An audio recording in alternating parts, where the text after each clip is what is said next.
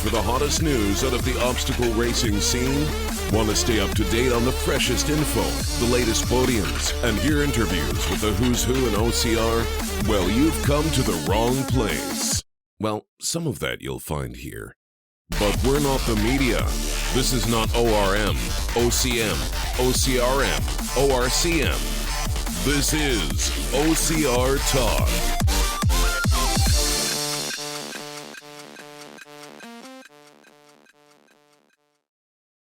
So keep in mind, we're looking at 90-some degrees outside right now.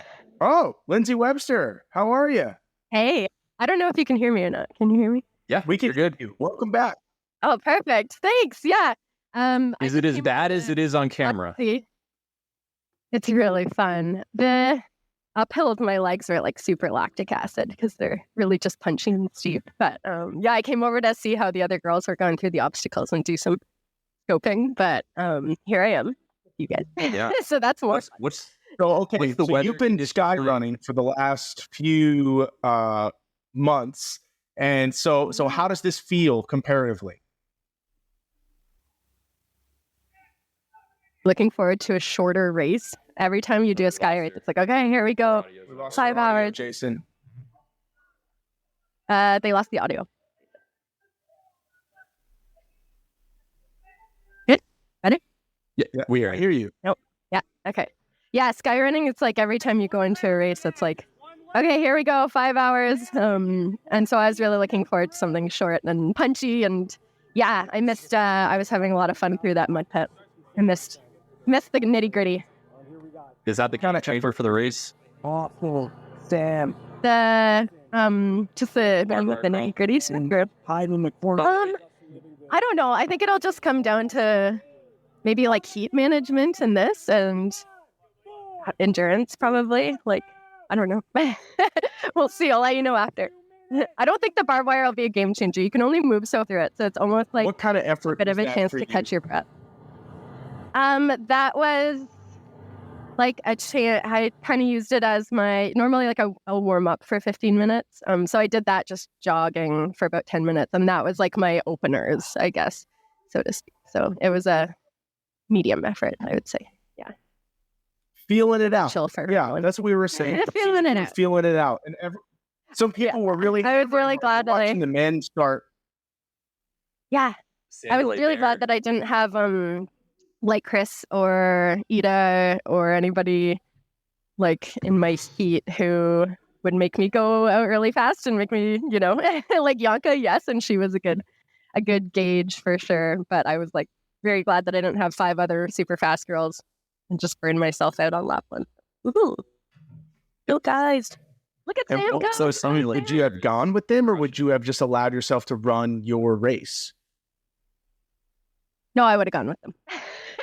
And that's why I'm glad, because I think maybe I would have gone too hard on lap 1. And in this heat, it's like once you skyrocket your heart rate like that, it can be a bit dangerous. So, yeah, I should probably go because my heat's going to start in not too long. Lindsay, go take care of business. It was nice seeing you. We'll talk later. Your husband's taking off now. Good to talk to you guys. Woo! Thanks for Ryan. Bye, guys.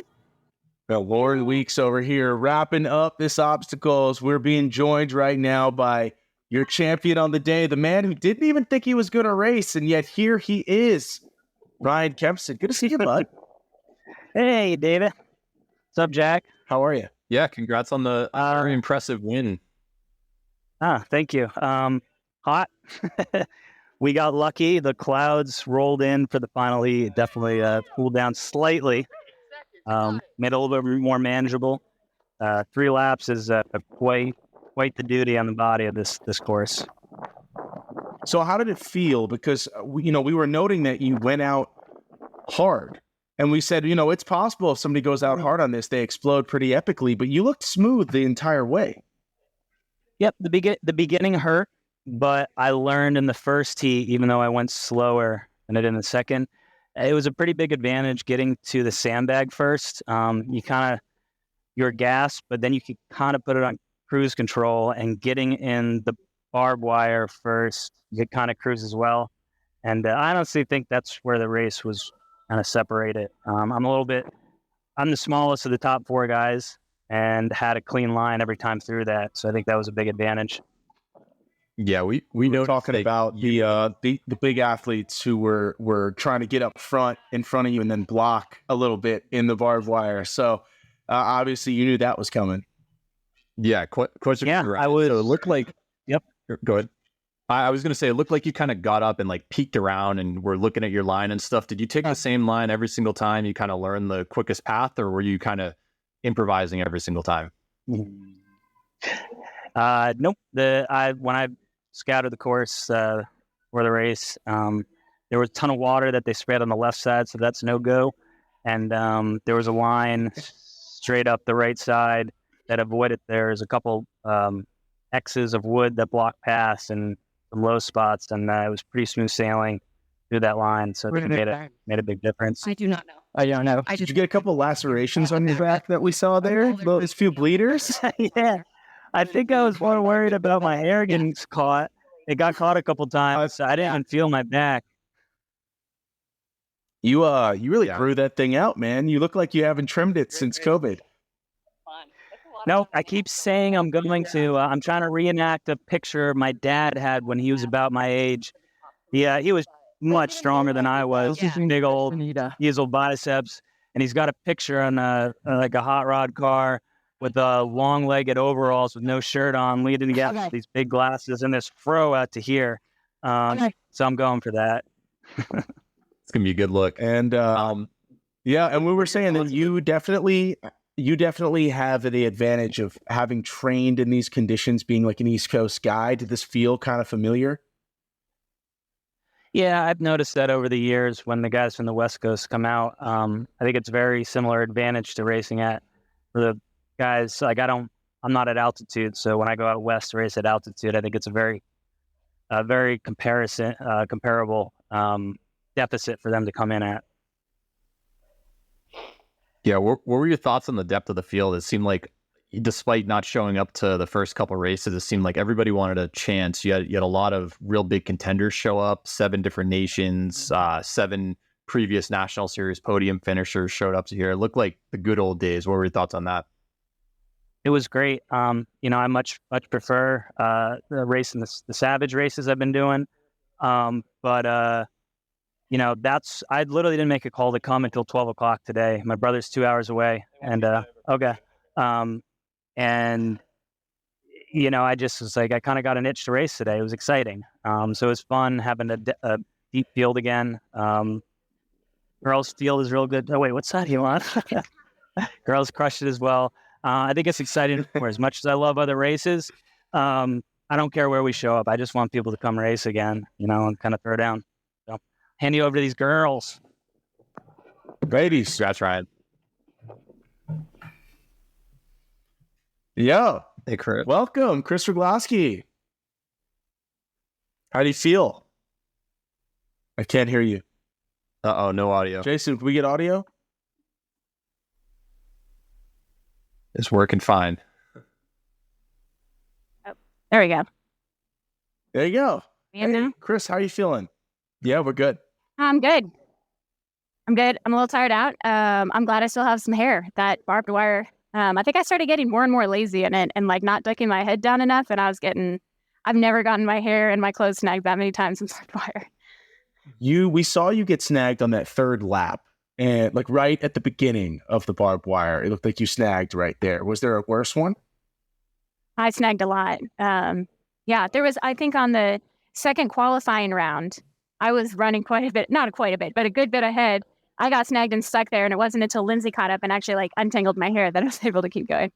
So that was one of the worst, but then I got another one, like it got all my hair checked up in there and I had to kind of maneuver to get it out. Did you say, you say she unsnagged your hair or you unsnagged your hair? Mm-hmm. Lindsay saved my life. I'd still be in that barbed wire. She helped you? Yeah. We were talking about that, the rule, which is like another racer can help you, but a volunteer cannot. Oh, okay. So that is a rule because somebody said that, like, oh, you guys are both DQ'd. And I was like, well, like, I don't know. Like that happened to Lindsay at a race in Asheville, I think, maybe 5-6 years ago. So I guess returning full circle, helping someone else out. Okay, good. It was. I think the barbed wire crawl was really fun the first time, and then not so great the other time. But I just got worse at keeping my head down. So. I'm stunned that we are seeing for the first time ever Kris Rugloski did not have fun during a race. It's not so fun getting your hair snagged. But yeah. What about the heat? I've run on that downhill. He feels fantastic. I am a heat person. I love it. Fantastic. It was no problem for me. Yeah, I think it was very interesting to see strategy because during the qualifying round, you saw some really fast times. Was it intentional to try to beat Lindsay during lap 2 when the two of you were next to each other on the laser pistol, just to kind of like know you can do it? Because physically you're able to, obviously, but like I'm sure that's a confidence boost having that happen. Was that in your mind? A little bit. That was the one where like I was running in front of her. I think I passed them on the Z wall or something. Came into the rope first. Got the monkey bars and started in the barbed wire before her and Lauren. I think it was Lauren that was right behind us in that same wave. Round 2. But then that was where I got snagged in the barbed wire and she caught up to me in the barbed wire. So it was a little bit more like we were kind of right together already. And I didn't want to like lose that. I didn't want to lose that closeness. I guess. Like I didn't want to just let her take off. And then I did okay on the laser pistol every time. So yeah, I was like, and after that, it's all downhill. So that's really the last downhill to the finish is my favorite part. Did you were you worried at all with Ida kind of creeping up on you towards the end there? Was there any doubt that you were going to hold her off? A little bit, but I was definitely making some more space and I was doing better on the pistol every time. So I kind of knew like as long as I could stay ahead of her, I'd be all right. I think they are doing awards, so I'm probably going to have to run. All right. Great job today. Congratulations. Thank you very much. Thanks.